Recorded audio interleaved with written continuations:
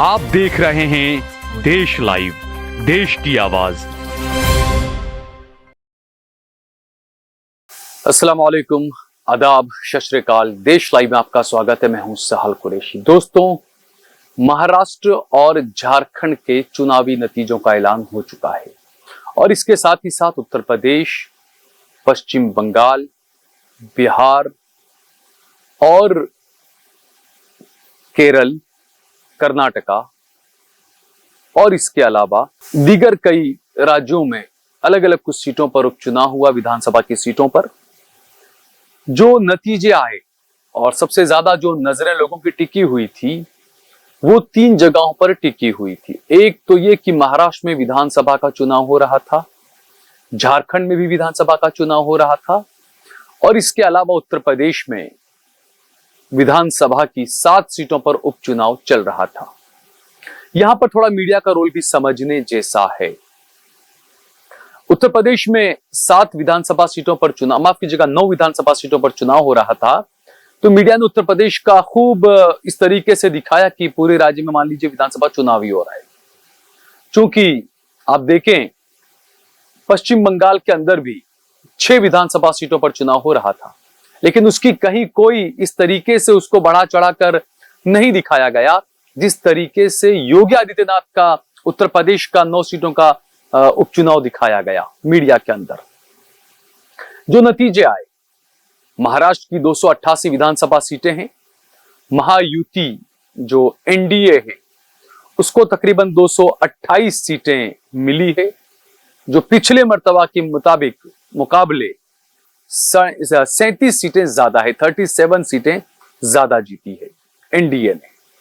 इसके अलावा MVA Mahavikas Aghadi India गठबंधन, उसको 54 सीटें मिली है, पिछले बार के मुकाबले 20 सीटें कम मिली है।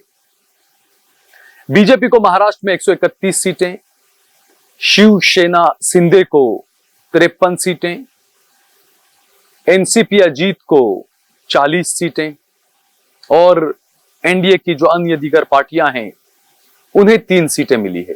ये मिलाकर 227 सीटें एनडीए को मिली है। इंडिया गठबंधन महाविकास अघाड़ी महाराष्ट्र में 54 सीटें जो मैंने बताया, उसमें शिवसेना उद्धव बाला साहब ठाकरे शिवसेना जो है उन्हें 21 सीटें मिली है। एनसीपी शरद पवार की पार्टी 11 सीटें मिली है। कांग्रेस पार्टी को 19 सीटें, जबकि इंडिया गठबंधन की जो अन्य पार्टियां हैं उन्हें 3 सीटें मिली है। एमआईएम, एआईएमआईएम, असदुद्दीन ओवैसी साहब की पार्टी, बहुत उम्मीदें थी, पिछली बार 2 विधायक थे महाराष्ट्र में, लेकिन इस बार महज एक ही विधायक जीत पाया है एआईएमआईएम का, और वो हैं मालेगांव से मुफ्ती इस्माइल कासमी साहब, जो तकरीबन 160 वोटों से अपना चुनाव जीते हैं। इम्तियाज जलील साहब शुरुआत में तकरीबन 38-40 हजार वोटों से लीड कर रहे थे, लेकिन आखिर में वो तकरीबन 1700-1800 वोटों से हार गए और वो हारे बीजेपी के उम्मीदवार से। यहां पर जो औरंगाबाद की सीट है, इम्तियाज जलील साहब ने 84,900 प्लस वोट लिए। समाजवादी पार्टी के उम्मीदवार अब्दुल गफ्फार, जिन्हें 5800 प्लस वोट मिले, इन्हीं का समर्थन मौलाना सज्जाद नोमानी साहब ने किया था और बीजेपी का उम्मीदवार जो है वो 1700 वोटों से जीत गया। इम्तियाज जलील जो 1700 वोट से हारे, अब्दुल गफ्फार साहब 5800 वोट काटकर चले गए समाजवादी पार्टी वाले। इसी तरीके से अलग अलग जो रुझान आए, झारखंड में 81 विधानसभा सीटें हैं। इंडिया गठबंधन ने बेहतरीन प्रदर्शन किया, 56 सीटें जीती, पिछले बार के मुकाबले 8 सीटें ज्यादा जीती है। एनडीए को 25 सीटें मिली है, 2 सीटें पिछली बार के मुकाबले कम मिली है एनडीए को। अन्य जो हैं वो 1 ही सीट जीत पाए हैं, पिछले बार के मुकाबले 5 सीटें कम मिली है अन्य को। उत्तर प्रदेश में जो 9 विधानसभा सीटों पर उपचुनाव हो रहे थे, उसमें बीजेपी को 7 और समाजवादी पार्टी को 2 सीटें मिली। इसमें एक हैरान करने वाली बात यह रही, कुंदर की विधानसभा सीट है जहां पर 65% तकरीबन 2-2.5 लाख मुस्लिम वोटर है, लेकिन वहां पर समाजवादी पार्टी का मुस्लिम उम्मीदवार हार जाता है और बीजेपी का एक हिंदू उम्मीदवार वहां पर जीत जाता है। बड़ी हैरानी की बात उस सीट को लेकर हुई। पश्चिम बंगाल के अंदर 6 विधानसभा सीटों पर उपचुनाव हो रहा था। इनमें से 5 सीटें टीएमसी के पास ही थी पहले, 1 सीट बीजेपी की थी, लेकिन इस बार उपचुनाव के अंदर टीएमसी ने सभी 6 सीटों पर जीत हासिल कर ली। बीजेपी का अकाउंट जो है वो 0 रहा। इसके अलावा कर्नाटका के अंदर कांग्रेस पार्टी ने तीनों 3 विधानसभा की सीटें उपचुनाव में जीत ली है। बीजेपी को 0, जेडीएस उसको भी कोई सीट नहीं मिल पाई है। केरल की अगर बात करें, केरल में इंडिया गठबंधन ने 2 सीटें जीती है, एनडीए को 1 भी सीट नहीं मिल पाई है। पंजाब के उपचुनाव की बात करें तो पंजाब के अंदर कांग्रेस पार्टी ने 1 सीट जीती है, जबकि आम आदमी पार्टी के खाते में 3 सीटें गई। महाराष्ट्र के अंदर जबरदस्त एक काम यह हुआ कि महाराष्ट्र में पहली मर्तबा किसी भी गठबंधन को 200 से ज्यादा सीटें मिली और कांग्रेस पार्टी को 1990 के बाद सबसे भूंडी हार का सामना कांग्रेस पार्टी को महाराष्ट्र में करना पड़ा है। मध्य प्रदेश के उपचुनाव में विजयपुर से बीजेपी की सरकार में जो मंत्री हैं रामनिवास रावत, उन्हें हार का सामना करना पड़ा।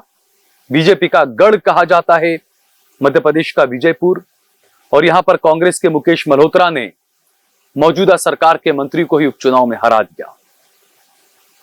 गोवंडी महाराष्ट्र जो सीट है, महाराष्ट्र में गोवंडी विधानसभा सीट, समाजवादी पार्टी का अबू आसिम आजमी लगातार 3 बार यहां से विधायक रहे हैं, 3 या 4 बार।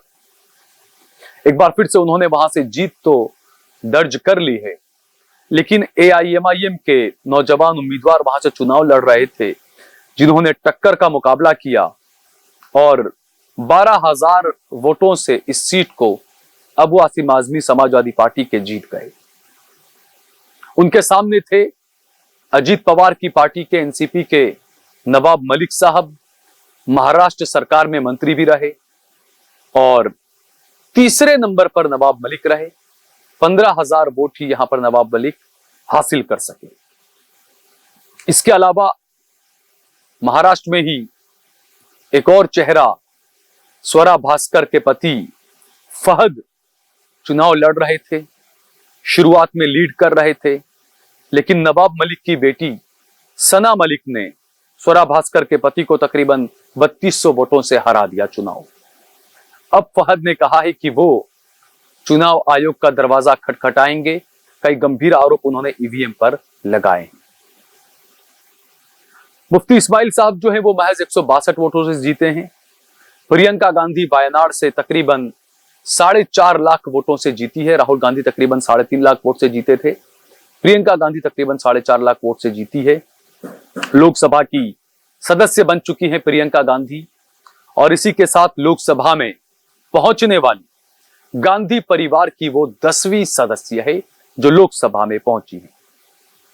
अब जो चुनावी नतीजे, इसी तरीके से बिहार के अंदर उपचुनाव थे 4 सीटों पर, चारों 4 सीटें एनडीए ने जीत ली। बीजेपी ने 2 सीटें जीती, जेडीयू ने 1 सीट जीती। हम जो है जीतन राम मांझी की पार्टी पूर्व मुख्यमंत्री रहे हैं, 1 सीट उनके खाते में भी गई है, जबकि आरजेडी के खाते में 0 सीटें, कोई सीट आरजेडी को नहीं मिली। गुजरात के वाव विधानसभा सीट पर भी उपचुनाव हो रहा था। गेनीबेन ठाकुर कांग्रेस की यहां से विधायक थी। 2024 के चुनाव में लोकसभा जीती, उसके बाद वो सीट खाली हुई थी। कांग्रेस को काफी उम्मीदें थी वाव सीट से, लेकिन वाव सीट कांग्रेस पार्टी उपचुनाव में हार गई और बीजेपी ने वहां पर जीत दर्ज की। आदित्य ठाकरे उद्धव ठाकरे के बेटे हैं। आदित्य ठाकरे चुनाव जीते हैं वर्ली से। उन्होंने मिलिंद देवड़ा को चुनाव हराया है। मिलिंद देवड़ा शिवसेना से चुनाव लड़ रहे थे, शिवसेना शिंदे से चुनाव लड़ रहे थे, जो हार गए। राज ठाकरे एमएनएस नेता, उनके बेटे अमित ठाकरे मुहिम से चुनाव हार चुके हैं। अब ये जो तमाम चीजें मैंने आपको बताई, इसको आप देखें तो जो चुनावी जो नतीजे आए 2024 के जो लोकसभा चुनाव के जो नतीजे थे, उससे क्या ये चुनावी नतीजे अलग है या उसी तरह के नतीजे हैं? देश का मूड किस तरह का है? झारखंड में जो गरीब आदिवासी जो लोग रहते हैं, उन्होंने बीजेपी के खिलाफ वोट किया है। मुंबई, महाराष्ट्र जो शहरों में और जो मेन जो है, वहां पर आप देखें कि उन्होंने इंडिया गठबंधन को नकार दिया। उन्होंने ये तय किया कि अदानी, धारावी की झूपड़पट्टियां अगर ले ले तो ले ले, हम वोट तो बीजेपी को ही देंगे। और बड़ी जो हार यहां पर कांग्रेस पार्टी की हुई है, आत्ममंथन करने की जरूरत है कांग्रेस पार्टी को। मैंने आज सुबह में ही एक पोस्ट अपने फेसबुक पर और एक्स पर लिखा था, जिसमें मैंने अपने तरफ से जो आकलन में कर सकता था मैंने किया था कि एंटनी कमेटी ने कांग्रेस का भट्टा बैठाया। 2014 के लोकसभा चुनाव की हार के बाद एंटनी कमेटी ने जो रिपोर्ट दी थी और कहा था कि कांग्रेस पार्टी को मुसलमानों से दूरी बनानी चाहिए, तो ही कांग्रेस पार्टी जीत सकती है। उसके बाद कांग्रेस पार्टी ने उस पर अमल किया। कांग्रेस पार्टी के साथ साथ यूपीए और इंडिया गठबंधन की जो दीगर सेक्युलर पार्टियां हैं, उन्होंने भी उस पर अमल किया, मुसलमानों से दूरी बनाई, मुसलमानों के मुद्दों से दूरी बनाई। इंडिया गठबंधन और कांग्रेस के ज्यादातर नेता जो मुसलमान वोटों से जीतते हैं, उन्होंने मुसलमानों को अनटचेबल मान लिया और मुसलमान वोट लेकर जीत तो गए, लेकिन मुसलमानों के मुद्दे पर उन्होंने कभी कोई बात नहीं की। और इस मुगालते में कांग्रेस पार्टी रही कि मुसलमानों को दूर रखकर शायद हम चुनाव जीत जाएंगे। लेकिन जो नतीजे आए वो साफ नजर आ रहे हैं, क्योंकि महाराष्ट्र में अच्छी खासी संख्या मुस्लिम वोटों की है। और जो नतीजे आए, कांग्रेस और इंडिया गठबंधन को जिस तरीके से नकार दिया, यह कांग्रेस के लिए बहुत ज्यादा चिंता करने का विषय है। कांग्रेस पार्टी को सोचना चाहिए, क्योंकि कांग्रेस पार्टी वो पार्टी है जो हमेशा सर्वधर्म की बात करती है। वो हिंदू, मुस्लिम, सिख, ईसाई, आस्तिक, नास्तिक सबको साथ लेकर कांग्रेस पार्टी हमेशा चली। लेकिन एंटनी कमेटी ने पूरा दिमाग घुमाकर रख दिया कांग्रेस के नेताओं का, और मैं तो ये कहूंगा कि कांग्रेस पार्टी के लिए कब्र खोद दी थी एंटनी कमेटी ने अपनी रिपोर्ट देकर, और वो कब्र में कांग्रेस आए दिन धंसती चली जा रही। और मैं बिल्कुल, मुझे कहने में कोई गुरेज नहीं है कि आपने हमेशा आम आदमी पार्टी को बीजेपी की बी टीम कहा, छोटा रिचार्ज कहा, लेकिन उसके बावजूद आपने इंडिया गठबंधन में केजरीवाल की आम आदमी पार्टी को शामिल किया। उधर दूसरी तरफ असदुद्दीन ओवैसी की एआईएमआईएम को आपने इंडिया गठबंधन में शामिल नहीं किया। तो जब वो बी टीम जिसे आप कहते थे बीजेपी की, उसके साथ में आप समझौता कर सकते हैं। असदुद्दीन ओवैसी चूंकि शेरवानी वाला है, दाढ़ी टोपी वाला है, इस वजह से आपको उसके साथ में समझौता नहीं करना। क्यों? क्योंकि एंटनी कमेटी ने चेतावनी दी थी कि मुसलमानों से दूरी बनाकर रखें। तो मुसलमानों से जो दूरी बनाई है कांग्रेस पार्टी ने, उसका खामियाजा कांग्रेस पार्टी 2014 से, बल्कि पिछले कुछ सालों से और ज्यादा लगातार देख रही है। 2024 के चुनाव में पूरी कोशिश की थी मुसलमानों ने, लेकिन ये देखा कि बीजेपी को 240 पर भले ही रोक दिया मुसलमानों की ताकत की वजह से, और सेक्युलर हिंदू भाइयों की ताकत की वजह से इंडिया गठबंधन ने भले ही बीजेपी को 240 सीटों पर रोक दिया, लेकिन उसके बाद मुसलमानों पर जुल्म और ज्यादा बढ़ने लगे। और मुसलमानों को एक उम्मीद थी कि हमने जिससे वोट किया, जो हमारा वोट लेकर संसद में पहुंचे, वो हमारी बात करेंगे। लेकिन हुआ इसका उल्टा। मुसलमानों को उनका वोट लेने के बाद अनटचेबल मान लिया गया, उनके मुद्दों से दूरी बनाई गई, और उसका खामियाजा लगातार इंडिया गठबंधन की सभी सेक्युलर पार्टियां और कांग्रेस पार्टी भुगत रही है। मात्र एक राहुल गांधी और प्रियंका गांधी हैं जो खुलकर मुसलमानों की बात करते हैं, अल्पसंख्यकों की बात करते हैं। बाकी दूसरे जितने भी नेता हैं, इंडिया गठबंधन के सेक्युलर पार्टियों के जो नेता हैं या कांग्रेस के ही जो सेक्युलर नेता हैं दूसरे, वो खुलकर कांग्रेस के मुसलमानों के बारे में, मुसलमानों के इश्यू के बारे में कोई बात नहीं करते हैं। इस बारे में कांग्रेस पार्टी को सोचना चाहिए। और जो लोग एआईएमआईएम के लोग कांग्रेस को गाली देते हैं, कांग्रेस को लोग एआईएमआईएम को गाली देते हैं, कुछ लोग मौलाना सज्जाद नौमानी साहब को गरियाने लगे थे। देखिए, जो उलेमा है वो अंबिया के वारिस होते हैं। मैं बार बार इस बात को कहता हूं कि आपको उनकी कोई बात समझ में नहीं आ रही तो ठीक है, आप उसको छोड़ दें आप। लेकिन इस तरीके से गरियाना सोशल मीडिया में आकर किसी आलिम के खिलाफ उल्टा सीधा अनाप शनाप बकवास करना, यह सही नहीं है, यह सभ्यता नहीं है।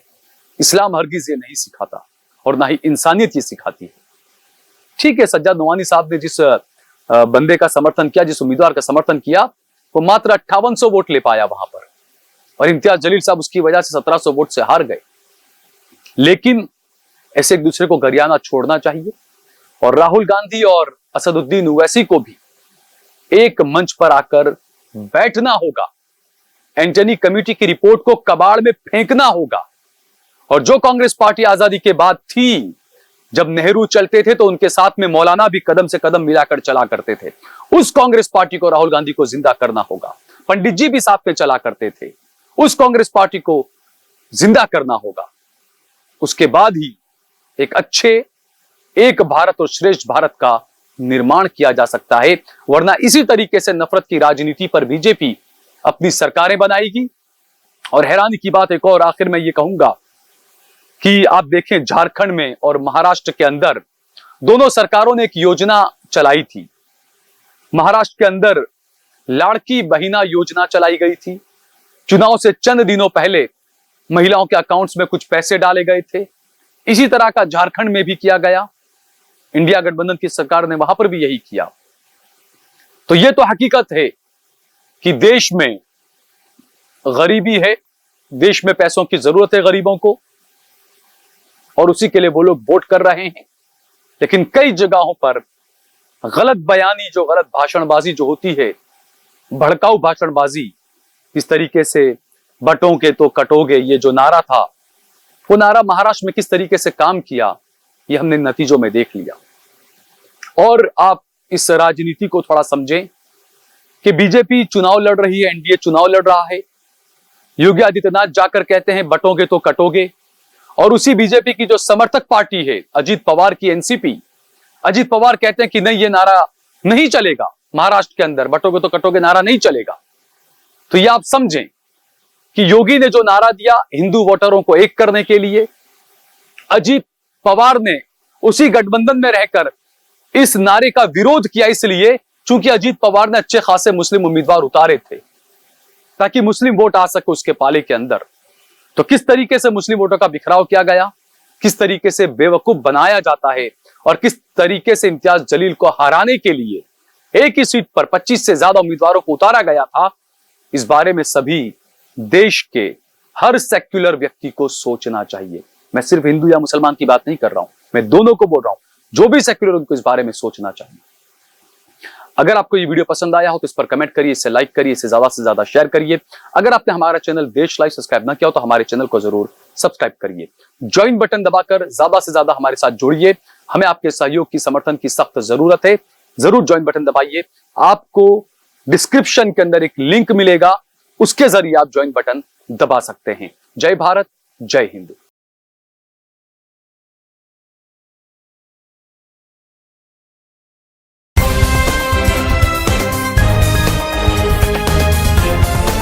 देश और दुनिया की तमाम छोटी और बड़ी खबरों के लिए हमारे चैनल को सब्सक्राइब करना न भूलें और बेल का बटन जरूर दबाएं।